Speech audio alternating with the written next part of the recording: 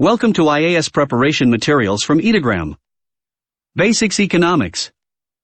National income. Under the broad topic of national income, you may hear terms like GDP, GNP, NNP, etc. GDP, Gross Domestic Product, GDP, is the total money value of final goods and services produced in the economic territories of a country in a given year. The total value of goods and services produced in India for 2014-15 is projected to be around 100 lakh crore Indian rupees, or around $2 trillion at current market prices. This is the value of Indian GDP when expressed at current market price. GDP stands for the total value of goods and services produced inside the territory of India irrespective of whom produced it, whether by Indians or foreigners. GNP, Gross National Product, GNP, is the total value of goods and services produced by the people of a country in a given year. It is not territory specific. If we consider the GNP of India, it can be seen that GNP is lesser than GDP. Monetary policy. Monetary policy refers to the policy of the central bank. In India, Reserve Bank of India, RBI, is responsible for monetary policy. Repo, reverse repo, CRR, SLR, etc. are part of monetary policy. Repo rate. Repo means repurchase option, the rate by which RBI gives loans to other banks. Bank repurchase the securities deposited with RBI at the repo rate. The present rate is 4.4%. Reverse repo rate. RBI at times borrows from banks at a rate lower than repo rate, and that rate is known as reverse repo rate, now 4%. Repo and reverse repo are two major options under LAF, Liquidity Adjustment Facility. Marginal Standing Facility, MSF, is the rate at which scheduled commercial banks could borrow money overnight from RBI against approved securities. Borrowing limit of banks under the Marginal Standing Facility is 2% of their respective net demand and time liabilities, NDTL. The current MSF rate is 5.4%. Bank rate is a higher rate, 1% higher than repo rate, charged by RBI when it gives loans to commercial banks. Present bank rate is 5.4%.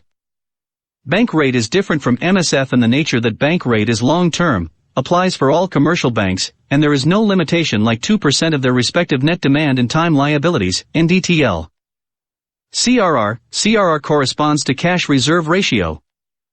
It corresponds to the percentage of liquid reserves each bank have to keep as cash reserve with RBI, in their current accounts, corresponding to the deposits they have. Banks will not get any interest for these deposits. Present CRR is 3%. SLR, statutory liquidity ratio, corresponds to the percentage of liquid reserves each bank have to keep as cash reserve with themselves corresponding to the deposits they have. Banks have to mandatory keep reserves corresponding to SLR locked with themselves in the form of gold or government securities. Present SLR is 18.5%. The main difference between CRR and SLR is that banks need to keep CRR with RBI, but SLR with themselves, but locked. CRAR, capital to risk-weighted assets ratio.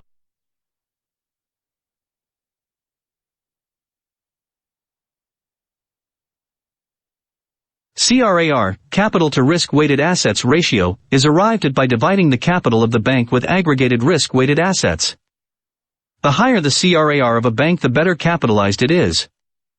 Fiscal policy. Fiscal policy refers to the policy actions of the government.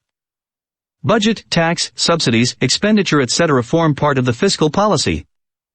You might need to understand various deficits like fiscal deficit and primary deficit as part of fiscal policy. Fiscal deficit, FD. The fiscal deficit is the difference between the government's total expenditure and its total receipts, excluding borrowing. In layman's term, FD corresponds to borrowings and other liabilities. Balance of payments. Current account deficit, CAD. Current account is the sum of the balance of trade, exports minus imports of goods and services, net factor income, such as interest and dividends, and net transfer payments, such as foreign aid. Current account deficit in simple terms is dollars flowing in minus dollars flowing out. Capital account deficit. Capital account deficit occurs when payments made by a country for purchasing foreign assets exceed payments received by that country for selling domestic assets. For example, if Indians are buying a lot of properties in the US, but if Americans are not buying any properties or buildings in India, India will have a capital account deficit. A deficit in the capital account means money is flowing out the country, but it also suggests the nation is increasing its claims on foreign assets. In other words, at times of capital account deficit, foreign investment in domestic assets is less and investment